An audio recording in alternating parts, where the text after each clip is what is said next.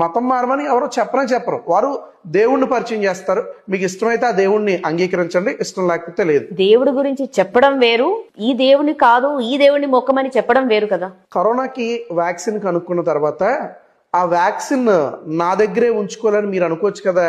ఎందుకు ఇతర దేశాలకు ఇచ్చారు, ఇతర ప్రాంతాలకు ఇచ్చారు, ఇంకా అందరు వ్యక్తులకు ఎందుకు ఇచ్చారు? ఎవడు తయారు చేశాడో వాడే పొడుచుకుని వాడు బ్రతికేయచ్చు కదా. కారణం ఏంటో తెలుసా? నాకు జరిగిన మంచి ఇతరులకు జరగాలనే ఆలోచన చేత వారు కరోనా వ్యాక్సిన్ ని ఇతరులకి కూడా పంచడం జరిగింది. వివిధ దేశాలకి వారు పంచిపెట్టడం జరిగింది. ఎప్పుడైతే క్రైస్తవుడు రక్షించబడ్డాడో అతడు పొందిన రక్షణ అతడి దగ్గర పెట్టుకోలేడు. కారణం ఏంటో తెలుసా? అతనిలో ఉన్న దైవ ఆత్మ అతన్ని ఏం చేస్తుందో తెలుసా? ఇతరులని కూడా రక్షణలోకి నడిపించమని అతన్ని ప్రేరేపిస్తుంది. కనుక క్రైస్తవుడు రక్షించబడిన తర్వాత నిస్వార్థంగా, మీకు ఒక విషయం చెప్తాను, శ్రద్ధగా వినండి. క్రైస్తవుడు లాంటి నిస్వార్థపరుడు ఈ ప్రపంచంలో ఎవ్వరూ ఉండరు.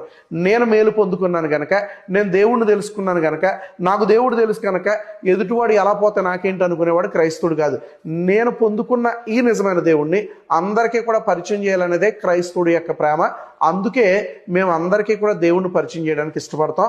ఇది బిజినెస్ కాదు, ఇది మత మార్పిడి కాదు, మీరు అనుకున్నట్లుగా ఇదేదో బలవంతమైన రుద్దుడు మరింతకంటే కాదు.